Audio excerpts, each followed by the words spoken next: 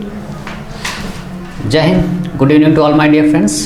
आज की इस क्लास में हम लोग सदिश की एक्सरसाइज जो 10.2 के 2 सवाल छूट गए तो उसको कंप्लीट करेंगे और एक्सरसाइज 10.3 को भी आगे स्टार्ट करेंगे। तो चलिए स्टार्ट करते हैं आज की क्लास। और आज मैं आपको बहुत से एक गजब ट्रिक देने वाला हूं जिससे आप सदिश के सवालों को बड़ी आसानी से लगा सकते हैं। क्या है वो ट्रिक, चलिए जानते हैं। मेरे प्यारे दोस्तों, सबसे पहले आपको क्या करना है कि जैसे मान लीजिए अगर कहीं पर ए बी वैक्टर लिखा है तो आप उसको माइनस का बी ए वैक्टर भी लिख सकते हैं। अगर कहीं पर ए बी वैक्टर लिखा है तो आप उसको माइनस का बी ए वैक्टर लिख सकते हैं। क्या है ये ट्रिक, उसको विस्तार से देखें।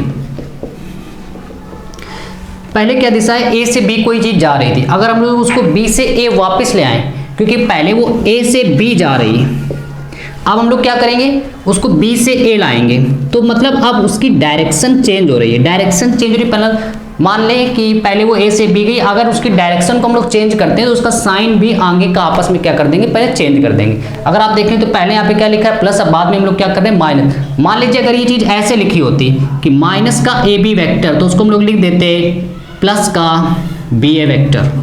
कुल मिला के यहाँ से क्या करना है कि अगर हम लोग ए बी कहीं पे लिखा है, अगर उसको बी ए लिखेंगे तो उसके आगे का जो भी साइन होगा ए बी के आगे का उसको हम लोग चेंज कर देंगे। जैसे यहाँ पे ए बी के आगे प्लस है तो उसको हम लोगों ने क्या कर दिया माइनस।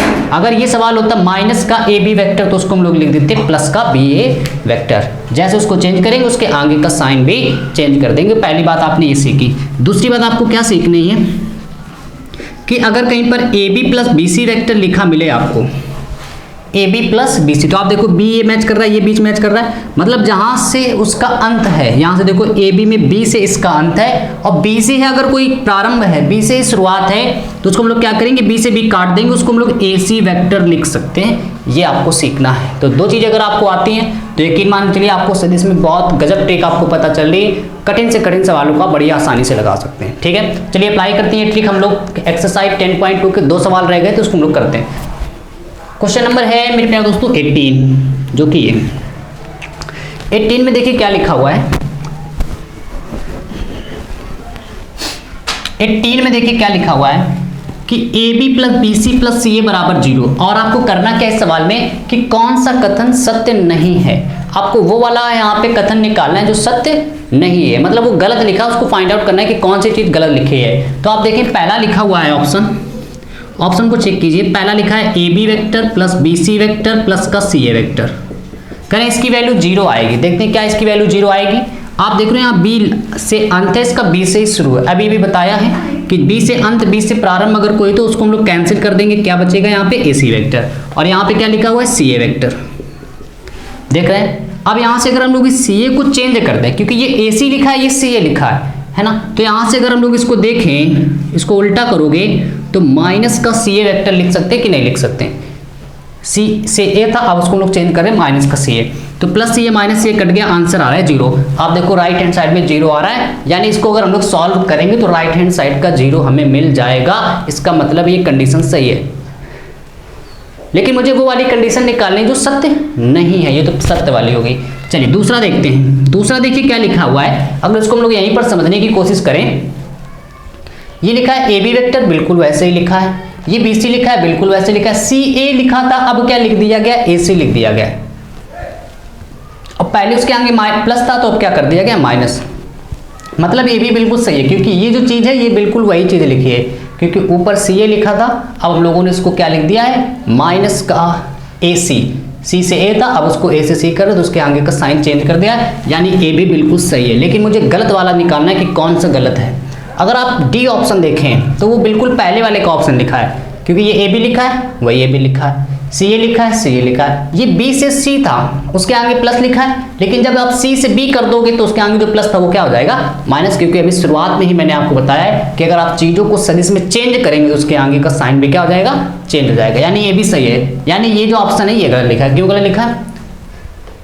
क्योंकि आप देखिए ऊपर ए बी लिखा है, बी सी लिखा है, बिल्कुल वही लिखा है, लेकिन यहाँ सी के आगे प्लस, लेकिन यहाँ पे आगे सी के आगे क्या कर दिया माइनस। इसको अगर आप सॉल्व करो तो 0 नहीं आएगा। अगर आप तीसरे को सॉल्व करें तो 0 नहीं आएगा। कैसे? आप देखें A B minus B C B plus का सी ए। ठीक है, अगर आप इसके साइन को चेंज कर दें यहाँ से, अगर आप इसको सॉल्व करो देखना 0 नहीं आएगा। इसको चेंज करूँ तो बी सी वेक्टर प्लस का सी ए वेक्टर। अब बी से बी कटेगा, क्या बचेगा ए सी वेक्टर। बचेगा, बी से बी कटेगा, ए सी वेक्टर, और ये क्या लिखा है सी ए वेक्टर। अब ये सी ए लिखा है तो यहाँ से देखो आप इसको आप चेंज करोगे, हाँ यहाँ माइनस लिखा है दूसरे में, हाँ तीसरा ऑप्शन हम लोग चेक कर रहे हैं माइनस लिखा है। आप इसको अगर चेंज कर दो यहाँ से तो क्या हो जाएगा ए सी वेक्टर, और ए सी जुड़ जाएंगे तो 2ac हो जाएगा, जबकि जीरो नहीं मिल रहा। आप देखो राइट हैंड साइड में जीरो लिखा है, यानी इसको आप सॉल्व करने पर जीरो नहीं ला सकते, यही ऑप्शन गलत है, यानी यही वाला सही है, क्योंकि मुझे गलत वाला ही निकालना था। और ये बात समझ में चलिए, क्वेश्चन नंबर बढ़ते हैं हम लोग 19 की तरफ। 19 नंबर क्वेश्चन जो छूट गया था 10.2 में, आज हम लोग उसको कंप्लीट कर रहे हैं।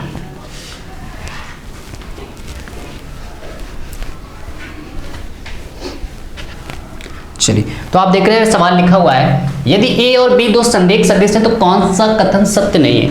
करें यदि a और b दो संरेख सदिश हैं तो आपको बताना है कि जो 4 ऑप्शन लिखे इसमें कौन सा ऑप्शन गलत लिखा है, वो आपको निकालना है। संरेख वाली कंडीशन को मैंने आपको पिछली वीडियो में बताया। जो भी नए बच्चे जुड़े हैं, अगर आपने वो वीडियो नहीं देखी तो आप उस वीडियो को जरूर देखें। तो सबसे पहले संरेख समझ लेते हैं, थोड़ा सा कॉन्सेप्ट समझते हैं संरेख का। जैसे मान लीजिए मेरे प्यारे दोस्तों, कोई a वेक्टर ये और आपको एक बी वेक्टर इतना से बड़ा दे दिया बी वेक्टर, ठीक है। अब मैंने कहा बी की डायरेक्शन इधर भी हो सकती है, इधर भी हो सकती है, कहीं पर वो एक ही डायरेक्शन में जा सकते हैं ए और बी, और एक ही बी डायरेक्शन में नहीं भी जा सकते। इसकी कोई शर्त नहीं गिवन है इस सवाल में नहीं दी गई है। हमने मान लिया कि ए और बी दो, क्योंकि उसने बताया ए और बी दो संरेख हैं, और संरेख का मतलब सदिश में होता है कि वो चीजें समांतर भी हो सकती हैं, और वही चीज कहलाती है संरेख। समांतर चीजें सदिश में संरेख कहलाती हैं। तो मैंने ये दो समांतर वेक्टर बना दिए, इसको हम लोग संरेख भी कह सकते हैं। अगर आप देखो यहाँ से तो हम लोग इसको ऐसे लिख सकते हैं कि जो बी ए वेक्टर है, या हम कह सकते हैं कि जो बी वेक्टर है वो ए वेक्टर में किसी चीज का मल्टीप्लाई कराने से हमें मिल सकता है। ये संरेख की कंडीशन है सदिश सिद्ध करने की। अगर आपको कम समझ में आ रहा तो एक एग्जाम्पल से देखो। जैसे मान लीजिए कुछ देर के लिए कि ए वेक्टर को मैंने मान लिया है 2i प्लस का 3j प्लस का k कैप 2k कैप, ये मैंने एक कोई ए वेक्टर लिख दिया। फिर मैंने कहा बी वेक्टर की जो वैल्यू है 4i प्लस का 6j और प्लस का 4k लिखी हुई, ठीक है। ध्यान से थोड़ा स्पीड से आगे पढ़ा रहा हूँ। ए वेक्टर की वैल्यू ये है, बी वेक्टर की वैल्यू ये है। मैंने आपसे पूछा क्या ये दोनों सदिश संरेख हैं, तो अगर आप देखो तो बी वाले वेक्टर से कुछ कॉमन हो रहा है। क्या कॉमन है? 2 कॉमन है, तो 2i प्लस का 3j प्लस का 2k 2 कॉमन है। आप देखो ध्यान से, तो ये जो वैल्यू है बिल्कुल a ही लिखी है, a वाला वेक्टर ही लिखा है, तो b वेक्टर बराबर 2a वेक्टर आ रहा है। अगर आप देखो तो वही तो मैंने अभी आपको बताया संरेख की एक कंडीशन है कि b वेक्टर बराबर a, b वेक्टर बराबर लैम्डा a वेक्टर, मतलब लैम्डा की जगह आप कुछ भी लिख सकते हो। वो हो सकता है 2 भी हो जाए, या हो सकता है 1 हो जाए, -1 -2 कुछ भी हो सकता है वहाँ पे। तो अगर कहीं पर ऐसी चीजें आ जाए तो समझ जाओ वो संरेख हैं। अब आपसे क्या कहा गया, यदि a और b दो संरेख सदिश है तो कौन सा क्वेश्चन सत्य नहीं है, असत्य वाला आपको फाइंड आउट करना है कौन सा। तो आप देखो b वेक्टर बराबर लैम्डा है, बिल्कुल वही कंडीशन लिखी, यानी ये वाला तो सही होगा क्योंकि ये गलत तो है नहीं, यस बिल्कुल सही लिखा है। फिर मैंने आपको बताया लैम्डा की कोई भी वैल्यू हो सकती है, +1 +2 और -3 +3 कुछ भी हो सकती है वहाँ पे। तो लैम्डा की वैल्यू को यहाँ पे कितना रख लिया गया, a रख लिया गया, 1 रख लिया गया, यानी ए बी ऑप्शन से बिल्कुल वही लिखा है, बस आगे पीछे कर दिया गया। लैम्डा की वैल्यू का 1 या 2 कुछ भी मान सकते हैं, ए बी ऑप्शन सही है। अब आपकी बुक में जो ये ऑप्शन लिखा है उसमें तीसरा ऑप्शन में नहीं वर्ड होना चाहिए, आप उसको सही कर लेना। वहाँ पे नहीं जो वर्ड लिखा उसको काट देना, वहाँ पे नहीं होना चाहिए। फिर क्या लिखा है, ए और बी के क्रमागत घटक समानुपाती हैं। समानुपाती का अगर आप संधि विच्छेद करें, समा मत में अगर हम लोग इसका संधि विच्छेद करें, समा मतलब सम धन अनुपाती, मतलब समान अनुपात किसका, ए और बी के घटकों का, ए और बी के क्रमागत घटक का समान अनुपात होगा। अगर कोई दो वेक्टर मेरे प्यारे दोस्तों समान हैं तो उनके जो घटक होंगे वो हमेशा जो होंगे वो समान अनुपात में ही निकलेंगे। जैसे मैंने एग्जांपल आपको बताया है, अगर आप इसमें देखें जो ये दोनों वेक्टर हैं ये अभी मैंने सिद्ध किया कि संरेख हैं। अगर आप इनके घटक का रेशियो निकालो तो हमेशा वो इक्वल आएगा। कैसे, देखिए ऊपर से 2 है, नीचे से 4, यहाँ से 3 है, यहाँ से 6, यहाँ से 2 और यहाँ से 4। अगर आप देखें तो इक्वल है, किसके इक्वल है, ये इसको कैंसिल करेगा, 1/2 आएगा, 2 1 कम 2 2 दूनी 4, 3 1 कम 3 3 दूनी 6, 2 1 कम 2 2 दूनी 4, तीनों जगह से आएगा 1/2। आ रहा है रेशियो सबका इक्वल, समान अनुपात में कि नहीं, इसका रेशियो और इसका रेशियो, सबका रेशियो 1/2 ही आएगा। अगर सदिश में दो वेक्टर कभी भी आपस में संरेख हैं या फिर हम ये कहें वो समांतर है, तो उनका जो रेशियो है, उनके i और j के घटकों का जो रेशियो है वो हमेशा इक्वल ही आएगा। तो यहाँ पे कह रहे हैं a और b के क्रमागत घटक समानुपाती हैं, बिल्कुल हमेशा समानुपाती होंगे, यानी ये भी सही है। अब बच रहा है ये वाला ऑप्शन, यही वाला गलत है, क्योंकि अगर 3 सही हो गए तो लास्ट वाला सही नहीं लिखा होगा। कैसे, जरा देखो, कह रहे दोनों सदिशों a और b की दिशा समान है, दिशा समान है। अब आप मेरे प्यारे दोस्तों ये देखिए, समान संरेख होने के लिए बिल्कुल भी जरूरी नहीं है कि जो दोनों वेक्टर हैं वो हमेशा एक ही डायरेक्शन में चल रहे होंगे। डायरेक्शन अपोजिट हो जाती है तो संरेख पे कोई भी इफेक्ट नहीं पड़ता। जैसे अगर मैं आपसे कहूँ कि ए वेक्टर इधर नहीं जा रहा है, इधर जा रहा है, तब भी संरेख है, क्योंकि समांतर है। यानी कि समांतर या संरेख सिद्ध होने करने के लिए कभी भी डायरेक्शन का कोई यूज नहीं है। तो यहाँ पे कह रहे हैं दोनों सदिश ए और बी दिशा समान है, जबकि यहाँ पे दिशा का हमें कोई भी यहाँ पे कुछ नहीं बताएगा कि दिशा एक और बी की कैसी है। तो यहाँ पे मैं दिशा नहीं बताया, जबकि उसने कहा दिशा समान है, कह ही नहीं सकते दिशा समान है, यही वाला गलत है। यानी मुझे गलत वाला ऑप्शन निकालना था, वो मैंने निकाल लिया कि ये गलत है। ठीक है, चलिए यहाँ तक आ रहा है सबको। अब हम लोग आगे बढ़ते हैं अपनी एक्सरसाइज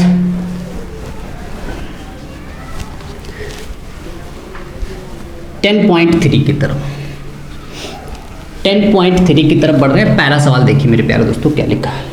ठीक है, आप अच्छे से समझिएगा, स्पीड को थोड़ा हम कम कर रहे हैं। चलिए, दो सदिश a और b के परिमाण क्रमशः √3 और 2 हैं तथा a डॉट b बराबर 6 है, तो a और b के बीच का कोण बताना है आपको। सबसे पहले मेरे प्यारे दोस्तों आपको क्या करना है, एक कॉन्सेप्ट समझना है, अदिश गुणक का कॉन्सेप्ट समझना है। ठीक है, चलिए यहाँ पे मैं लिख रहा हूँ कॉन्सेप्ट।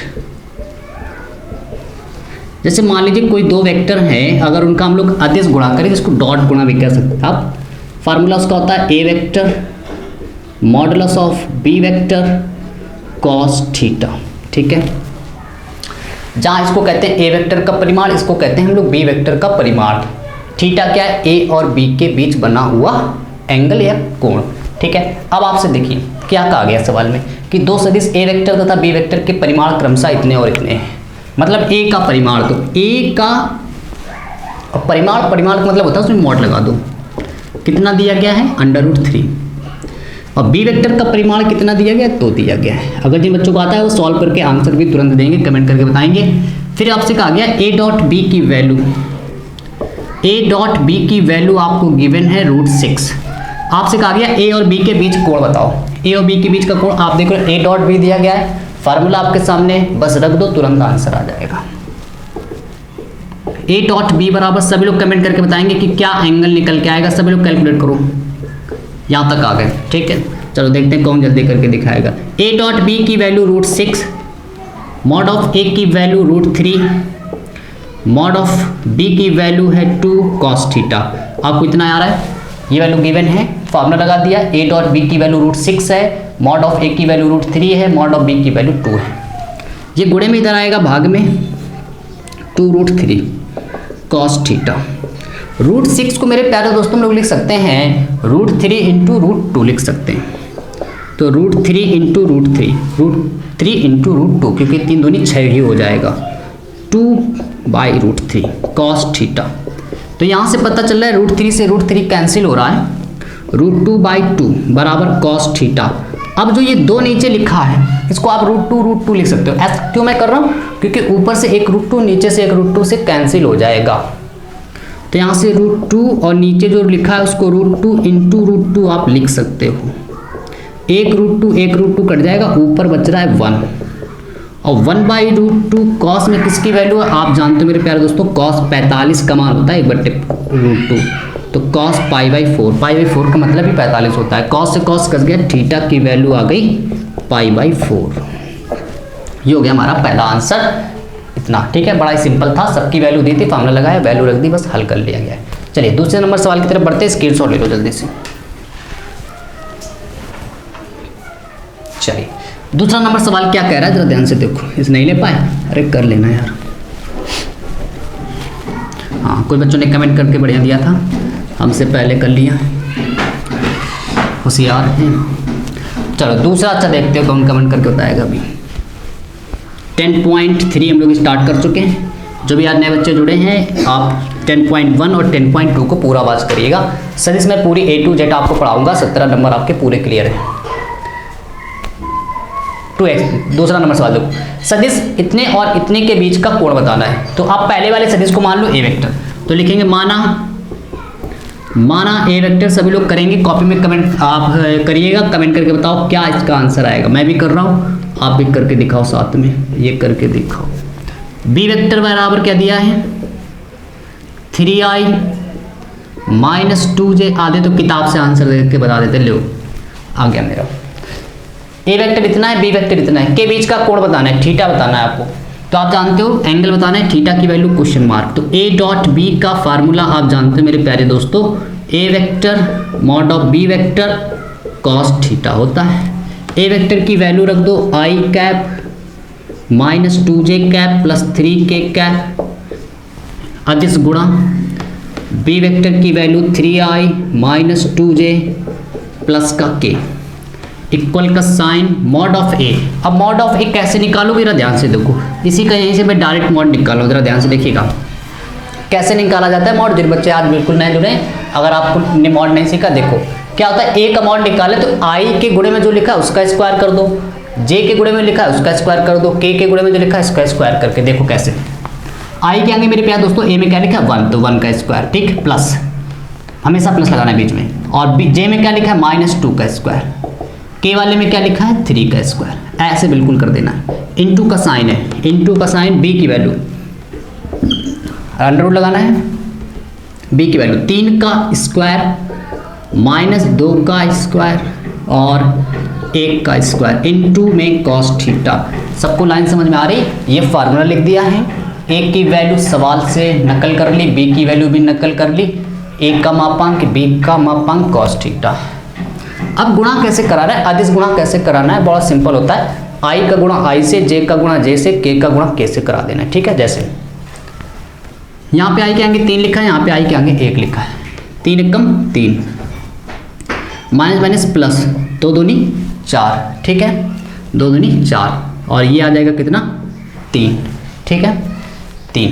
इसके बाद क्या आएगा, आ रहा है सबको समझ, 3 एकम 3 माइनस माइनस प्लस 2 दूनी 4, 1 का गुणा 3 से 3 अंडर रूट 1 का स्क्वायर 1, 2 का वर्ग 4 माइनस का स्क्वायर प्लस होता है 3 का वर्ग 9 और क्या आएगा आगे देखो 3 का वर्ग 9, 3 का वर्ग 9, 2 का वर्ग 4, 1 का वर्ग 1 कॉस थीटा, ठीक है। यहाँ तक सबको आ रहा है। 4 3 7 3 10 10 9 और 1 10 4 14 under root 14 A B under आएगा अंडर रूट 14 यानी कि 14 रूट 14 को आप लिख सकते हो 14 यानी कि 14 कॉस थीटा।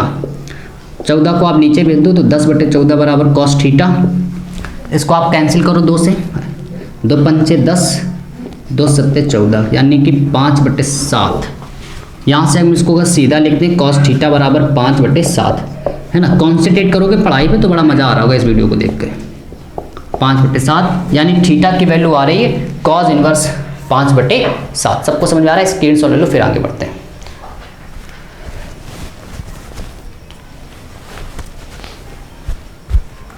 चलिए यहाँ तक आ गए, क्वेश्चन नंबर 3 कंप्लीट हुआ।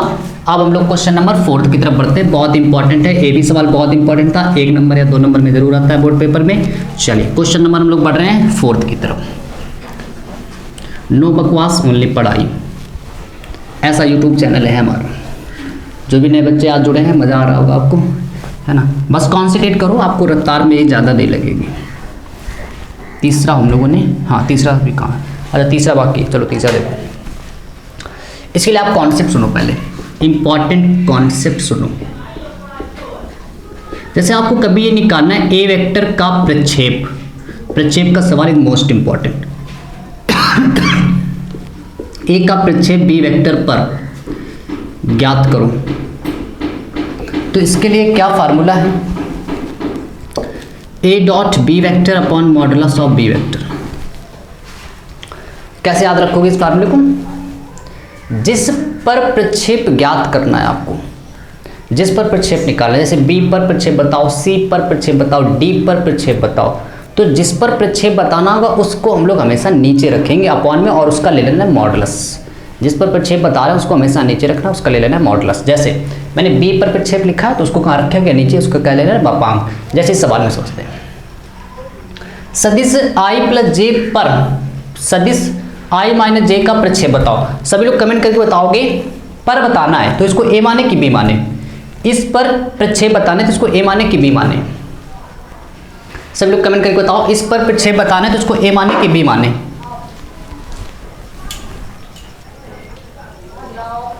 हाँ, क्या माना जाए इसको, बिल्कुल सदिश इस पर प्रक्षेप बताना है, पर और जिस पर, हालांकि कोई इशू नहीं कि आप ए बी मान सकते हो, लेकिन जिस पर प्रक्षेप ज्ञात करना हो आप हमेशा उसको क्या मानो, बी मानना, आसान हो जाएगा सवाल। जिस पर लगाना आगे पीछे समझ जाओ वो क्या है, वही बी है, ठीक है, वही बी है। तो यानी हम कह सकते हैं कि जो बी वेक्टर इस सवाल में, तीसरा सवाल देखो, आई प्लस जे, ए की वैल्यू क्या है, हालांकि आप इसको ए बी कुछ भी मान सकते हैं, मैंने आपको पहले बता दिया, आप घबराओ नहीं उस चीज़ को जान के, है ना। पानी डाल में एक, ठीक। तो ए वेक्टर की वैल्यू क्या आ गई, ए माइनस जे। बी वेक्टर की वैल्यू क्या है, आई प्लस जे, ठीक है। अब हमें इसका प्रक्षेप बता रहा है, इस पर प्रक्षेप बताना है तो इसको कहाँ रखेंगे, नीचे, जो कि मैंने पहले माना है। तो आप लिखेंगे ए वेक्टर का बी वेक्टर पर प्रक्षेप, तो क्या आएगा, A dot B vector upon modulus of B vector, ठीक है। यहाँ तक आ गए। अब आपको क्या करना है, ए वेक्टर की वैल्यू रख दो, I minus J dot B vector की वैल्यू रख दो,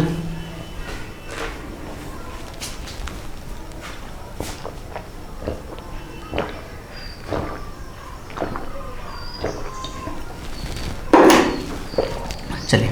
तो बी वेक्टर की वैल्यू क्या है, बी वेक्टर की वैल्यू है आई प्लस जे, बी वेक्टर की वैल्यू आई प्लस जे, ठीक है। यहाँ तक आ गए। फिर से एक बात समझते हैं, जल्दी जल्दी नहीं। सदिश इतने पर प्रक्षेप बताना था, इसको हम लोगों ने बी मान लिया है, उसको क्या मान लिया है, जिस पर प्रक्षेप बताना हो हमेशा आप उसको कोशिश करो बी मानने की, और उसको अपॉन में कहाँ रखना है, हमेशा नीचे रखना है मॉडुलस के साथ। तो इस पर प्रक्षेप बताना था, उसको कहाँ रखा है, नीचे मॉडुलस के साथ। और फार्मूला आप देख ही रहे, गुणा कराओ। जैसे आप गुणा कराओगे, आई के आगे एक लिखा, इसके आगे एक लिखा, एक का गुणा एक से एक, प्लस माइनस का गुणा माइनस, जे के आगे वन लिखा है, यहाँ वन लिखा है, वन। और इसमें जब आप रूट लोगे तो कैसे आएगा, वन, आई के आगे वन लिखा है तो वन का स्क्वायर इज वन, जे का स्क्वायर वन, क्योंकि आज जे के आगे वन लिखा है, तो one minus one is zero, ये आ गया रूट टू, टोटल क्या आ गया जीरो। यानी कि सदिश ए का प्रक्षेप कितना है बी पर, बिल्कुल जीरो है, बिल्कुल। चलिए इसको आप बिल्कुल इसका स्क्रीनशॉट ले लो, और अगला सवाल सभी लोग करके बताओगे। 1 मिनट का टाइम है आप लोगों के लिए, 1 मिनट बहुत ज़्यादा है, जल्दी से करके बताओ। अगले सवाल का आंसर सभी लोग करके बताओ, इसका स्क्रीनशॉट लो जल्दी से।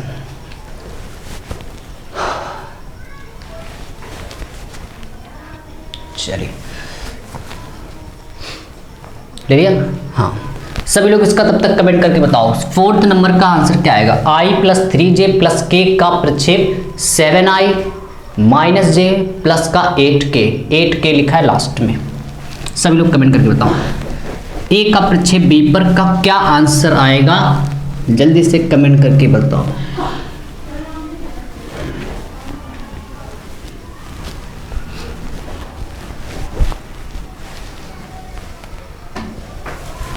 हाँ,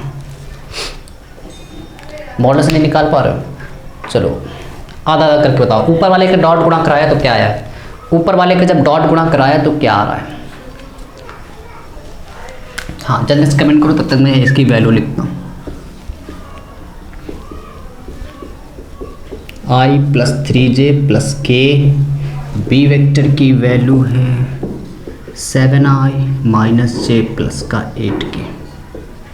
डेली लाइव क्लास आपको मेरे प्यारे दोस्तों मिल रही है 7:30 बजे मैथ की, और 8:15 पर हम लोग फिजिक्स की लाइव क्लास लेते हैं। ए का बी पर प्रक्षेप, बहुत बढ़िया, बहुत सुंदर। चलो ठीक है, हाँ करते रहो। तो हम लोग क्या करेंगे, एक वेक्टर का प्रक्षेप बी वेक्टर पर क्या आएगा formula, A dot B vector upon modulus of B vector. एक वेक्टर की वैल्यू आप नकल करके लिख दो i प्लस 3j प्लस का k डॉट बी वेक्टर की value 7i minus j plus का 8k अपॉन b का मॉडुलस, तो अंडर रूट 7 का स्क्वायर प्लस 1 का वर्ग माइनस 1 है तो आप चलो ये माइनस 1 लिख लो प्लस का 8 स्क्वायर। 7 का मल्टीप्लाई 1 से कराओगे क्योंकि आप संख्याओं का हमेशा गुणा कराते हैं, आई और जे के छोड़ देते हैं। तो आई का मल्टीप्लाई आई से तो 7 माइनस 1 माइनस 3 तो माइनस 3, एक इसके आगे लिखा ये 8 लिखा तो क्या आ जाएगा 8 अपॉन अंडर रूट 7 का 49, 1 का वर्ग 1, 8 का वर्ग 64। तो यहाँ से क्या आ जाएगा 8 7 15, 8 7 15 और 3 घटाने भी हैं। ये टोटल कितना आ जा रहा है 50 और 64 जब ऐड करोगे तो 6 5 11 अंडर रूट 114 114। और आप जब 15 में 3 घटा दोगे तो कितने आ जाएंगे 12 बट्टे अंडर रूट 144। क्या सबका यही आ रहा है 12 बट्टे अंडर रूट 144? गलत हो गया सवाल कहीं? हाँ वैल्यू मैंने लगता है कुछ गलत लिख दिए। चलिए एक बार वैल्यू जरा मैं इसकी चेक कर ले रहा हूँ, सवाल में कुछ गलत हो गया, सवाल में कुछ गलत है, वैल्यू मैंने कहीं गलत लिख दी सवाल की। i plus 3j plus 7k है, बिल्कुल यहाँ पे बुक में लिखा हुआ है 7k। आप जरा इस क्वेश्चन को सही कर लें, i plus 3j plus 7k book में लिखा हुआ है। क्वेश्चन नंबर 4 है i प्लस 3j और 7i माइनस j प्लस के, बिल्कुल थोड़ा इसको ज़रा सही कर लें सब लोग। यहाँ पे क्वेश्चन में मैंने गलती कर दी थी, 7 लिखा है 7, तो 8 का गुणा जब इससे कराओगे तो 56 आ जाएगा, 8 सते 56 और ये हो गया कितना, जब इसको 56 में आप 7 जोड़ोगे तो आ गया कितना, 7 इधर जाओगे तो 60 आ जाएगा, बिल्कुल 60 आ जाएगा। तो आ गया 60 बाई अंडर रूट 114। कोई ज़्यादा बड़ा सवाल नहीं है, आपको बस यहाँ पे इसका प्रक्षेप निकालना है। गलती यहाँ पे थी, हम लोगों ने क्वेश्चन थोड़ा मैंने गलत लिख दिया था, यहाँ पे क्या आएगा 7 आएगा। इसको आप जैसे सॉल्व करेंगे तो 60 बाई अंडर रूट 114। ठीक है, चलिए नेक्स्ट क्वेश्चन की तरफ बढ़ते हैं। अगला क्वेश्चन देखो मेरे प्यारे दोस्तों क्या लिखा है, स्क्रीनशॉट लोगे जल्दी से ले लो।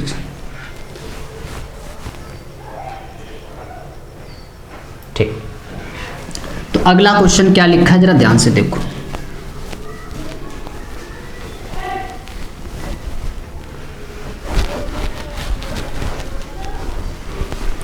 अगला क्वेश्चन लिखा हुआ है कि दर्शाइए कि निम्न सदिश मात्रक सदिश है। मात्रक सदिश क्या होता है, जिसका मतलब हम लोग मॉडुलस लें, मापांक लें, उसका अगर यूनिट मापांक आ जाए, मतलब एक मापांक निकले तो उसको हम लोग कहते हैं मात्रक सदिश है। 3 पार्ट है और बिल्कुल एक ही जैसे, बस आगे पीछे संख्याओं को, यहाँ पे 2 आगे लिखा तो यहाँ पे 3 आगे कर दिया है, बस संख्या है 2 3 6 3 6 2, वही संख्या बार बार यूज कर रहे हैं। मैं एक बता रहा हूँ, आप बाकी 2 लगाइएगा। पहला देखो क्या है, 5th का पहला पार्ट क्या लिखा है, a 1/7 2i प्लस का 3j और प्लस का 6k, ये दिया है। आपको सिद्ध करना है कि इसका जो मॉडुलस है, अगर आप इसको a वेक्टर के बराबर मान लें, a वेक्टर के बराबर मान लें तो आसान हो जाएगा। चलिए इसका मॉडुलस निकालने के 2 मेरे प्यारे दोस्तों तरीके, मैं एक तरीका बता रहा हूँ, आप दूसरा देखिएगा कितना आसान होगा। a वेक्टर बराबर, इसको हम लोग सही ढंग से वैसे लिख सकते हैं, 2/7 i 3/7 j 6/7k। ठीक है, ध्यान से देखिएगा। तो इसका हम लोग मॉडुलस निकाल लेते हैं। मॉडुलस लगाया, अभी सिखाया मॉडुलस, कल भी सिखा दिए थे। 2/7 का वर्ग, 3/7 का वर्ग और 6/7 का वर्ग। ठीक है, तो a वेक्टर बराबर 2 का वर्ग 4, 7 का वर्ग 49, 3 का वर्ग 9, 7 का वर्ग 63, 6 का वर्ग 36, 7 का वर्ग 49 होना चाहिए, हाँ 3 का वर्ग 9, 6 का वर्ग 36, 7 का वर्ग 49। आप देखिए मेरे प्यारे दोस्तों, सब में एलसीएम सेम आ रहा है 49। क्या आएगा 4 + 9 + 36, ऊपर वाली चीज़ें ऐड हो जाएंगी। जब एलसीएम सेम तो हमेशा ऊपर वाली चीज़ें ऐड कर दो, माइनस हो तो सब्ट्रैक्ट होता रहेंगे। तो आप इसको सॉल्व करेंगे, 49/49 कट जाएगा तो हम यहाँ से कह सकते हैं कि मॉड ऑफ ए वेक्टर की value √1 mod of A vector is equal to 1। ये सिद्ध हो रहा है मेरे प्यारे दोस्तों, इसका मापांक कितना आ रहा है? 1 आ रहा है, यूनिट वेक्टर है। जब भी किसी चीज़ का मापांक 1 आ जाए, इससे सिद्ध होता है कि उसका जो मापांक जो सदिश है वो कैसा सदिश है? यूनिट वेक्टर, या कह सकते हैं कैसा सदिश है? मात्रक सदिश है। चलिए क्वेश्चन नंबर हम लोग बढ़ते हैं 2। इसका एक दूसरा तरीका भी है, आप वो भी कर सकते हो। क्या वो तरीका है? स्क्रीनशॉट इसमें कोई ज़रूरत नहीं, आप बड़े आसानी से लगा सकते हो इस सवाल को। शेर हो आखिर तो आप लोग। चलो दूसरा तरीका देखो इसका। जब भी आपको कोई सदिश मिले और उसके बाहर कोई एक नंबर लिखा, जैसे यहाँ पे लिखा 1/, सभी के बाहर है बिल्कुल ये, तो ऐसे इसलिए मापांक में उसको बिल्कुल वैसे लिख देना, बहुत आसान तरीका हो जाएगा। तो मॉडुलस ऑफ ए वेक्टर सीधे आप 1/7 बाहर लिखो, अंडर रूट 2 का वर्ग 4, कैसे 2 का स्क्वायर, 3 का स्क्वायर, 6 का स्क्वायर। तो मॉडुलस ऑफ ए वेक्टर की वैल्यू यहाँ से 1/7, 2 का स्क्वायर 4, 3 का स्क्वायर 9, 6 का स्क्वायर 36। तो यहाँ से मॉडुलस ऑफ ए वेक्टर बराबर 1/7, अंदर आप सॉल्व करेंगे 49 जब बाहर आएगा तो 7 बनेगा, ये 7 लिखा है, कट गया यहाँ से कितना आ गया 1, सिद्ध हो गया यूनिट वेक्टर। ठीक है इसके 2 पार्ट है, आप लगा लेना बिल्कुल इसी तरह है। क्वेश्चन नंबर हम लोग बढ़ते हैं अब 6 की तरफ। 6 नंबर देखो क्वेश्चन क्या, बहुत बढ़िया क्वेश्चन है। ए वेक्टर प्लस बी वेक्टर की वैल्यू इंटू ए माइनस बी वेक्टर बराबर दिया है 8। आपसे कहा जा रहा है और आपको गिवन है कि मॉडुलस ऑफ ए वेक्टर बराबर है 8 मॉडुलस ऑफ बी वेक्टर के। तो आपको मॉडुलस ऑफ ए वेक्टर की वैल्यू और मॉडुलस ऑफ बी वेक्टर की वैल्यू बतानी है। सबसे पहले हम लोग एक इंपॉर्टेंट पॉइंट समझते हैं। सदिश में मेरे प्यारे दोस्तों, जब भी आपको कोई स्क्वायर मिले, जैसे ए वेक्टर का स्क्वायर लिखा, तो उसको हम लोग मॉडुलस ऑफ ए वेक्टर का स्क्वायर लिख सकते हैं। क्यों ऐसा क्यों किया गया है? क्योंकि स्क्वायर और मॉड का काम एक ही होता है, दोनों का काम है क्या? माइनस को प्लस करना। अगर स्क्वायर लगा है तब भी आप जानते हो वैल्यू हमेशा प्लस की ही आएगी, मॉड लिखा है तब भी वैल्यू हमेशा प्लस की आएगी। यानी आपको कुल मिला के सीखना है कि ए वेक्टर का अगर कहीं स्क्वायर लिखा है तो उसको मॉडुलस ऑफ ए वेक्टर का स्क्वायर भी लिख सकते हैं। जरूरी नहीं कि ए लिखा हो, बी भी अगर लिखा है तब भी ऐसा कर सकते हैं। ठीक है, इस बात को याद रखिएगा। चलिए स्टार्ट करते हैं सवाल। A vector plus B vector into A vector minus B vector equal to 8। आप क्या करिए, सबसे पहले ए वेक्टर को लो, दोनों में गुणा कराओ। ए का ए में गुणा कराओगे तो A vector dot A vector, A का बी से कराओगे A vector dot B vector, B vector का ए से कराओगे बी वेक्टर ए वेक्टर। आपको क्या करना है, ए वेक्टर को लो, दोनों में गुणा करा दो, बी वेक्टर को लो, दोनों में गुणा करा दो। इसके बाद क्या करते हैं हम लोग, ए डॉट ए को लिख सकते हो ए वेक्टर का स्क्वायर, ए डॉट बी आगे पीछे आप कर सकते हैं। आप उस चीज़ को मत सीखो जो अभी मैंने सिखाया कि ए बी वेक्टर को जब लिखोगे माइनस बी ए वेक्टर लिखते हैं बेटा, यहाँ पे डॉट साइन नहीं है, यहाँ पे जबकि डॉट साइन है। डॉट साइन में आगे पीछे करो कोई चेंजमेंट नहीं होगा, लेकिन जब कोई साइन ही ना हो वहाँ पे, तब अगर आप चेंज करोगे तो वहाँ पे माइनस प्लस चेंजमेंट होगा। लेकिन अगर डॉट साइन बीच में लगा, अगर आप उसमें चेंजमेंट कर रहे हो तो बिल्कुल वही साइन रहेगा जो पहले साइन था। माइनस का बी वेक्टर का स्क्वायर बराबर 8। अब क्या होगा, ये चीज़ें कैंसिल हो रही हैं। इसको आप अभी मैंने बताया मॉड ऑफ ए वेक्टर का स्क्वायर लिख सकते हो, इसको लिख सकते हो मॉड ऑफ बी वेक्टर का square 8। Mod of A vector की वैल्यू यहाँ से दी गई है 8 मॉड ऑफ बी वेक्टर का स्क्वायर। आप देखो सवाल में मॉड ऑफ ए वेक्टर की वैल्यू गिवन है, मॉड ऑफ बी वेक्टर का स्क्वायर 8 का वर्ग 64 mod of B vector square minus mod of B vector square. 64 B square में जब आप एक बी स्क्वायर घटा देंगे यहाँ से तो 63 mod of B vector square बराबर 8। 63 नीचे जाएगा, मॉड ऑफ बी वेक्टर का स्क्वायर बराबर 8/63। तो यहाँ से हम कह सकते हैं जब स्क्वायर उधर जाएगा तो रूट लग जाएगा, जब स्क्वायर उधर जाएगा तो रूट लग जाएगा। तो यहाँ से क्या आएगा,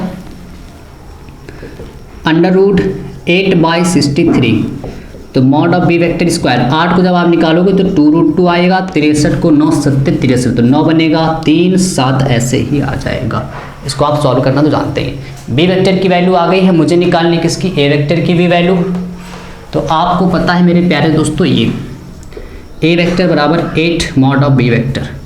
तो ए वेक्टर की वैल्यू 8, बी वेक्टर की वैल्यू 2√2/3√7। तो यहाँ से हम कह सकते हैं 16√2/3√7। आ रही बात समझ में? चलिए तो यहाँ तक आप सभी लोगों को आ गया।